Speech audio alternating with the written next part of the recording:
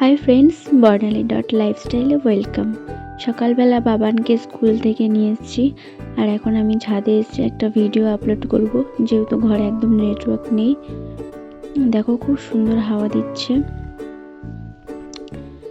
আমার ভিডিওটা আপলোড করা হয়ে গেছে, এখন গাছ থেকে ফুল নেব। এই যে কয়েকটা ফুল ফুটেছে গাছ থেকে, ফুলগুলো নিয়ে আমি নিচে চলে যাব। নিচে গিয়ে রান্না করতে হবে।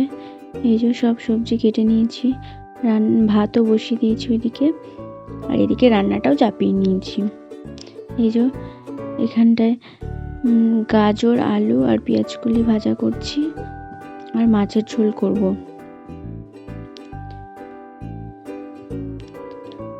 আমার রান্না হয়ে গেছে। আর এখানে দেখো বাবানের মাছের ঝোল করেছি আলাদা করে, আর এটা আমাদের মাছের ঝোল। যেহেতু আজকে বেশি কিছু রান্না করিনি, কারণ একবেলার তরকারি, বাড়িতে 3 জন মানুষ, রাতে কেউ খাবে না। আর এখানে কালকে মাংস রান্না করেছি, সেই 2 পিস মাংস ছিল।